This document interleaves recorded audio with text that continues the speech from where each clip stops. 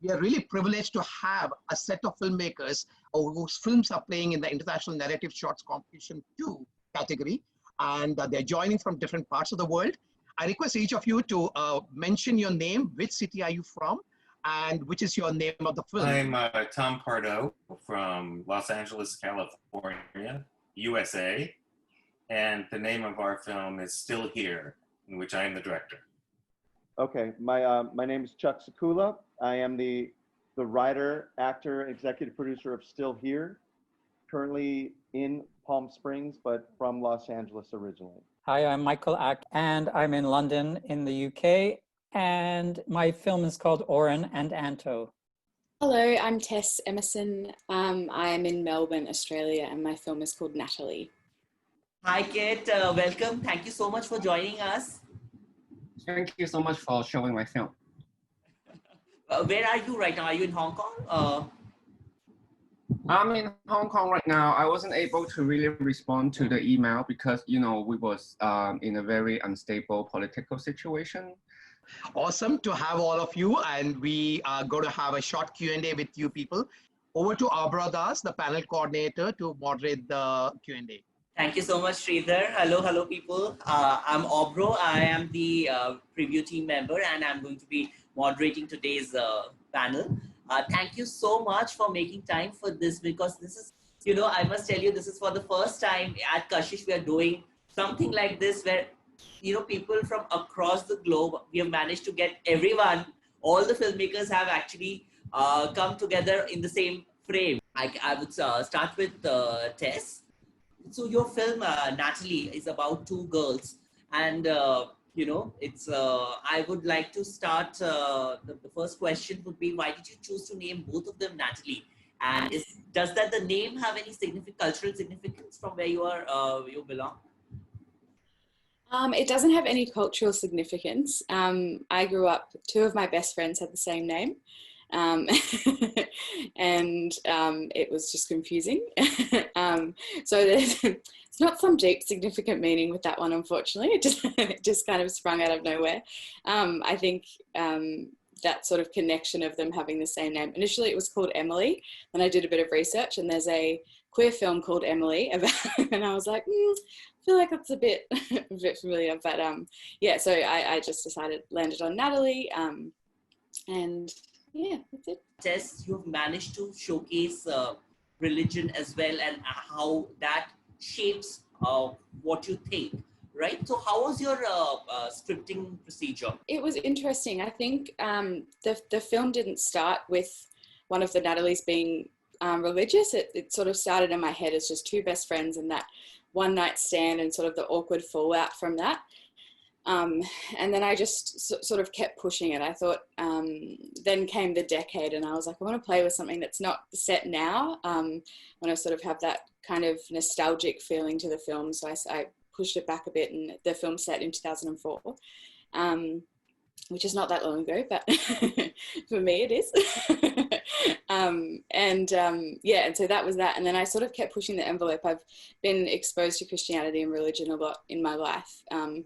And sort of struggled to see, I think, that about the time I was writing the film was the time that same-sex marriage was legalized in Australia, and sort of putting myself in the headspace of someone who is religious and is gay and is struggling with those two things, what that would have felt like, you know, 2 years ago in Australia, to be honest, but pushing it back, you know, 16 years ago, what that would have been like. And so I think putting it through the eyes of people that are like me, you know, they say, write what you know, and I'm still sort of doing that, and that sort of coming of age slate of work is what I'm creating for myself. So can you tell me, there's one particular scene, which is the confrontational scene between the two girls, which is shot on, I think, on a rooftop. So could you please tell me about that? How did you manage to shoot that, which is such a key scene in the film? The film originally had quite a few of the rooftop scenes, and we sort of culled them all, and as you do in the edit. But I think one of the scenes, it actually opens with them on the rooftop and sort of closes with them on the rooftop as well. So it's that sort of central place for them. We shot in Brisbane, Australia, so not in Melbourne. And it's a rooftop that I always used to go to when I was in university. And I was like, this is so cinematic. I need something to be shot here. And I think as well, it's sort of that, it was that sort of metaphor of being on top of the world when you're at that age, of that sort of private secluded space, but you know, away from everyone, but still sort of on top of everything. We shot on a red camera, and at one point we had it on a jib hanging over the side of this 4-story rooftop, which is just stupid and ridiculous, but that happened, and here we are. And I think it was worth it. That's why I did this. When you were talking about it, I got flashbacks. It was hectic, but yeah, it was middle of winter in Brisbane as well, which I live in Melbourne now, so it's freezing middle of winter at the moment, but up there I was all right. I was in a t-shirt, but everyone was freezing and shivering. So yeah, it was fun. It was a fun night. Thank you so much. So Tom, you tell me from what you had sent us. Tom, you yourself do have a theater background, right? You have been a performer, if I'm not wrong. Forever, yeah. Tell us a bit about your stage experience and how that experience has steeped into your film. Oh, that's a great question. Thank you. Well, I started tap dancing when I was 4 years old in Cedar Falls, Iowa. So it was not a proper thing for a little boy in 1960, blah, blah, to be doing. But it was my passion, you know, it was my bliss. It was everything to me. And that I lived that life as a dancer forever.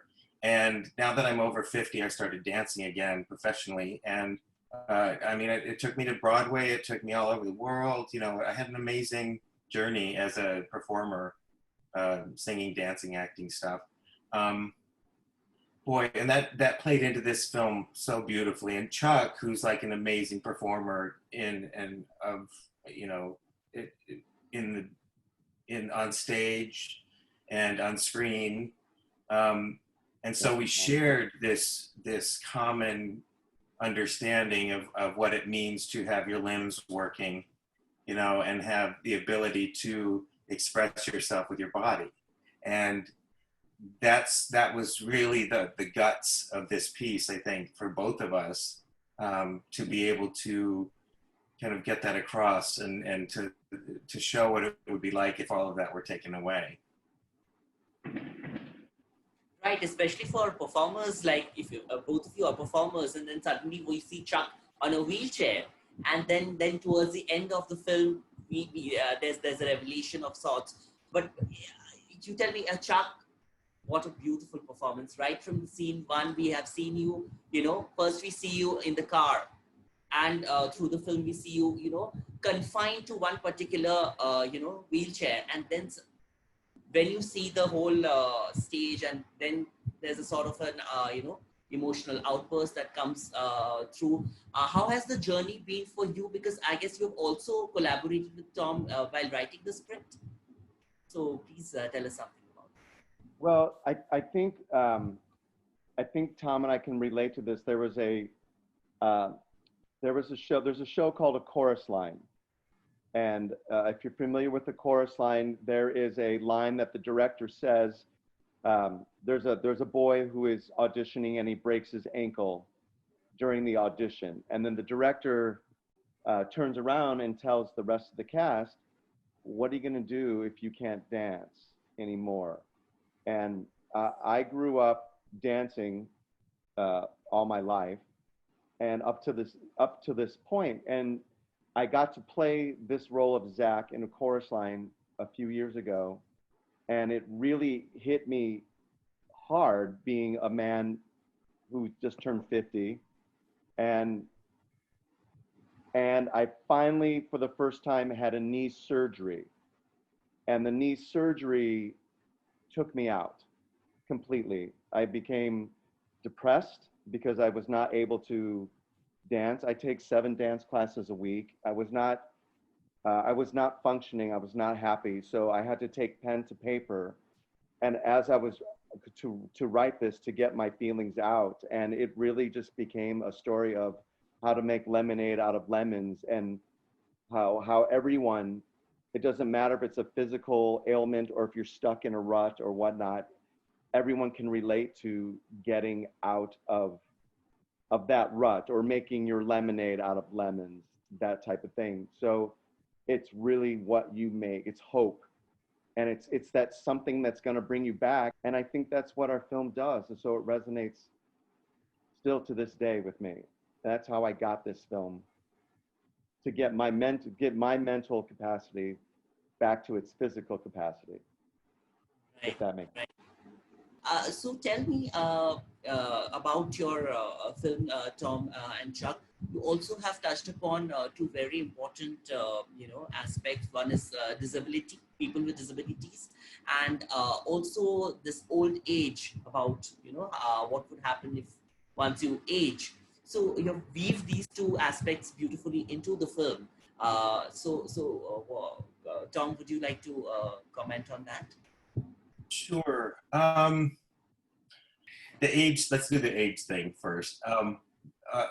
It was kind of multi-layered because we're dealing with a man at his stage, and then his mother, beautifully played by Shannon Wilcox. Amazing.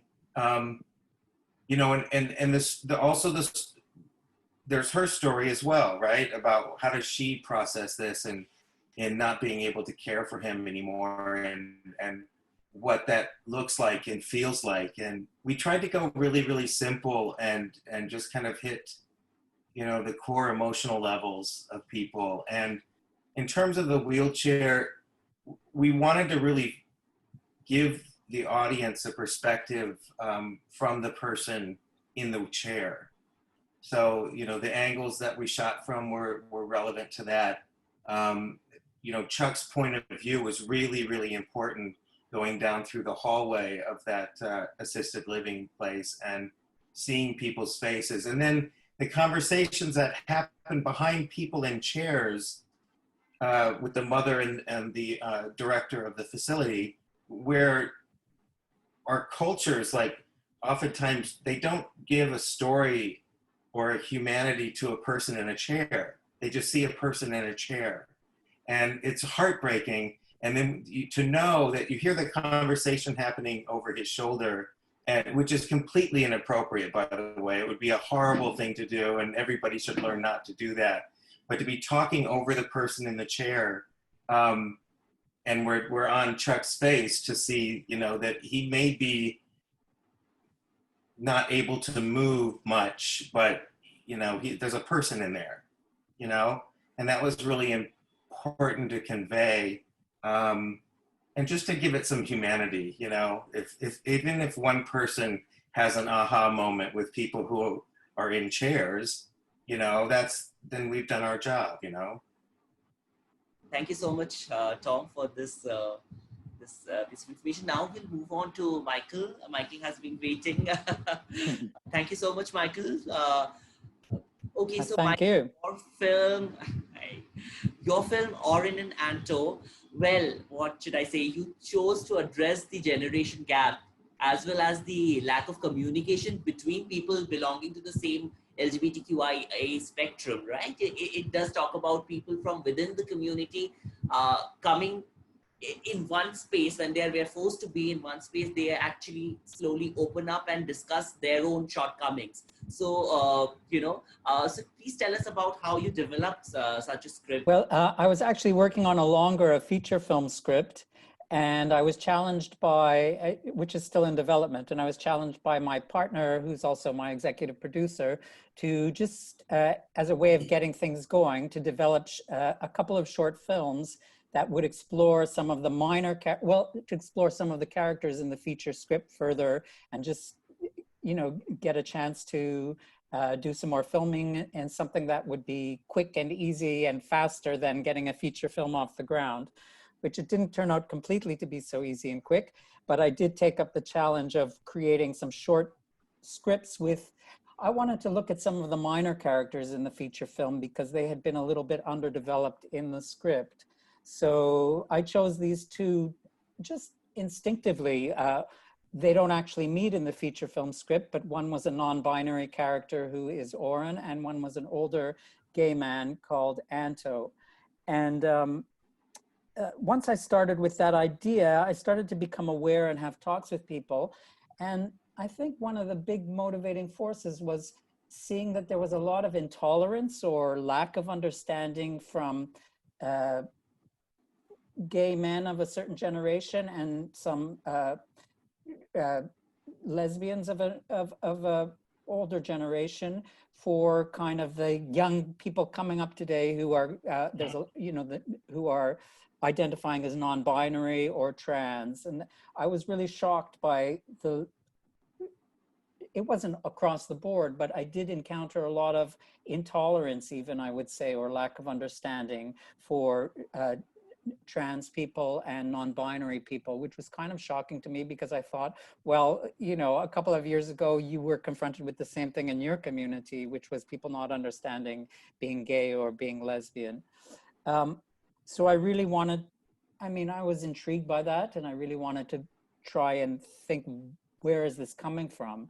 And then, of course, as you do when you develop characters, you don't want to make it too one-sided. So I started to think, well, what's the other side of it? And the other side of it for me was kind of this idea that maybe an older generation was feeling under-recognized, or like that the younger generation was not really identifying what the older generation had been through, was forgetting the history, was, you know, in sort of calling out people from an older generation as being intolerant. They were not really seeing or holding on to the experience that the older generation went through. And I thought that was really interesting. So what I really like about the opening sequence of your film is this non-binary person in the bus turns to look behind, and we see a man and a woman sitting there, you know, and you just introduce us to this whole concept of non-binary. And finally, we do get into, you know, Orin's and Anto's life later on. So, you know, I wanted to ask something which was visible through the film was, you know, there were scar marks on his hands, right? You know, there were these marks of self-harm, I guess. Was it there by design, I guess? And did you purposely choose not to explain too much and go for these visuals? Yeah, that was something that the actor brought to it, and I didn't want to you know, I asked the actor, whose name is Ink, if they were comfortable with that being exposed, and they were comfortable with the costume, and they were fine with that. But I didn't want to make a big thing of it. I wanted to leave it a little bit subtle within the film, so it wouldn't be melodramatic, or, you know, it wasn't in the script to begin with, but it was something that the actor brought to the performance.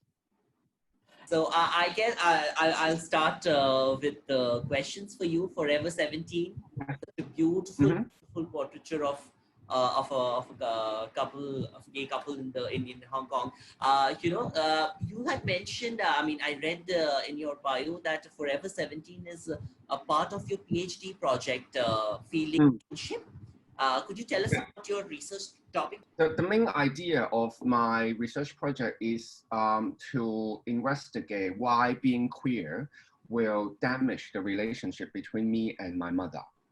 And I run away from home after I come out to my family. And for 6 years, I didn't talk to my parents at all. But during this time, I had the opportunity to go to America to study film and video productions.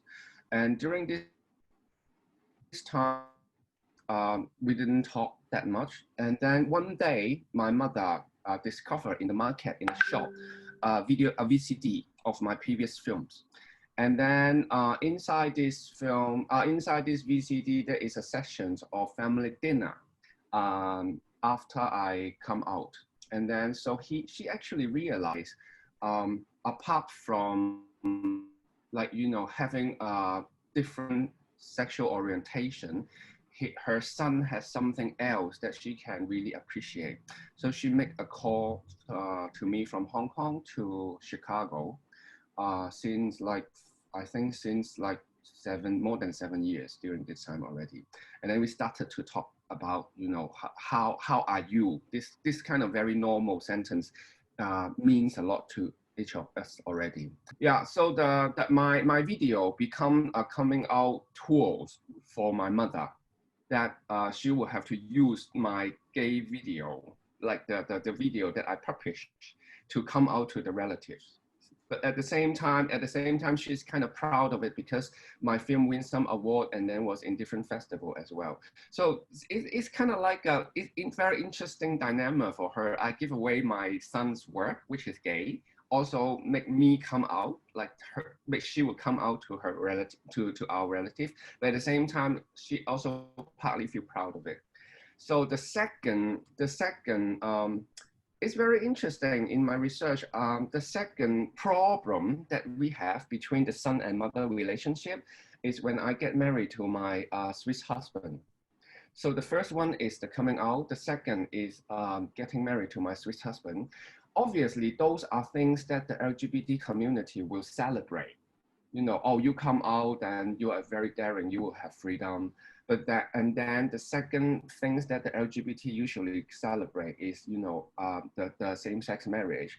But my mother, she was very quiet and she didn't talk to me for a few days. And then it takes me it takes her still a long time to accept that, to call my partner a husband.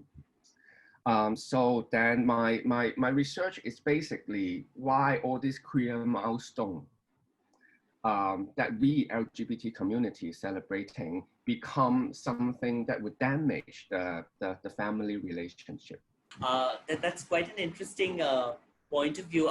Could you tell me, see your film, Forever 17, it does document important political events in Hong Kong. What do you think the legal structure of any country shape the conversations with respect to the LGBTQIA issues?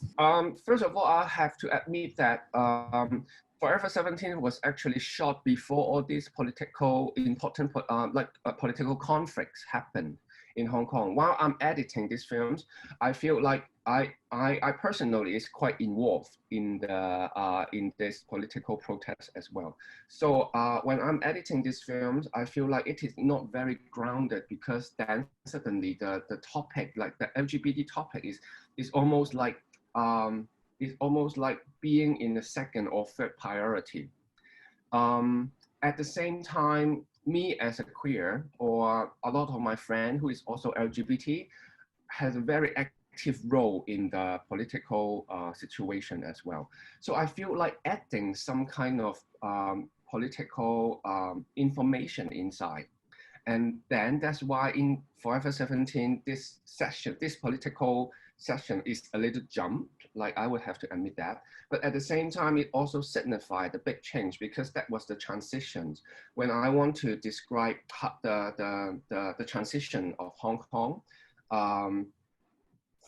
from the past to the future. So this is the important transition clip in the movie, from what had happened to what I am projecting when same-sex marriage can be implemented in Hong Kong. Actually, Hong Kong do not have same-sex marriage yet. We are still in heavy discussions in the society. We cannot bring it to the government yet, because the government is very conservative, and they heavily rejected this idea, even discussing about it. So this little, I think 30-second, 45-second session become the time transition. Can you tell us now where all the film has traveled, where all Forever 17 has traveled, and how the festival journey has been? And I'll be coming to the other filmmakers as well. We'll start with Kit. The Forever 17 was started the festival journey last November in the Taiwan Golden Horse Film Festival. I think this short film is a very Asian specific short film that a lot of Asian, like audience in Asian country, will identify the experience with, and also project the future. And then we went to several screenings in Hong Kong, and also like virtual space in Hong Kong Independent Film Festival. And then coming up, we will have a screening in Honolulu International LGBT. And then there will be Hong Kong LGBT Film Festival. Right. Thank you, Kit. Tess, I would like you to join in now. And please tell us about Natalie's festival journey and how the reaction has been. Natalie had its debut at Canberra Short Film Festival here in Australia. We were awarded with Best Director, Best Actress for one of our Natalies, and Best Editing, and then Best National Film as well, which was lovely. Thank you. Yeah, which was really nice, a way to sort of kick that off. We actually finished the film early last year, so it was really nice. We actually, before the world melted down, we had got to see it on the big screen instead of just on a little pixelated laptop, which was really nice. And then we've done a few national festivals as well. So we were in Heart of Gold Film Festival, Illawarra Short Film Festival, which is a female-run film festival, which is really good, championing women filmmakers, which is something that's very important here in Australia. And then we went to Melbourne Queer Film Festival, Melbourne Women in Film Festival. We were at Queer Streifen Film Festival in Germany earlier in the year as well, and won Best Lesbian Short Film there as well, which is really nice. And we've put it in a feedback film festival in LA, which is just my way of sort of shooting it over to the other side of the world so I can see how it goes in that sort of environment, and got some really positive feedback from that as well. So it's been very encouraging. It's only my third short since I've, been out of uni and making films. So yeah, very encouraging to sort of move onwards and upwards when we can be on set and around people again. Thank you, Tess. Now I'll ask Michael the same question. Please go ahead.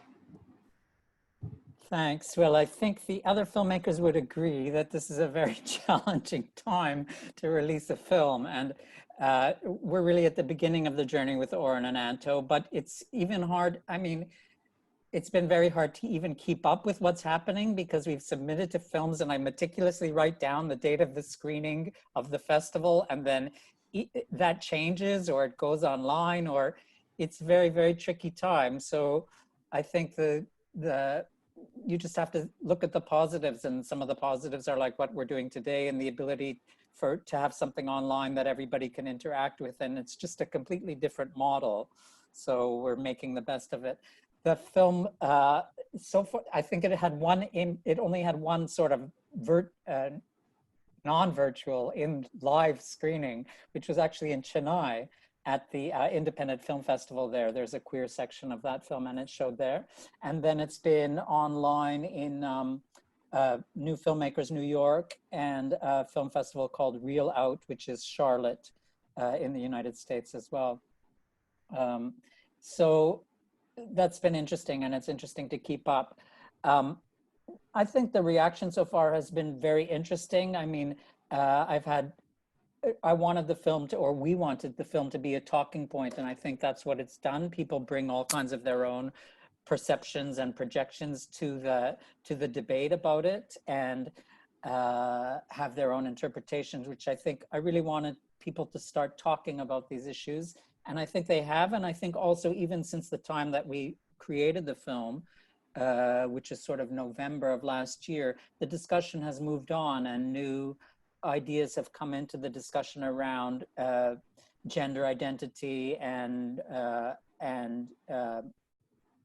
sexual orientation identity and things like that. So that's been interesting to see. I think some of the really positive for me, feedback has been from younger queers who have said, yeah, actually, I never really thought about that perspective of the AIDS generation gay man, or we sort of forgot what that generation has gone through and how they fought. So that was quite rewarding for me to hear that it can bring that kind of thinking or ideas into the mix. Thank you, Michael. Tom and Chuck, what are your thoughts?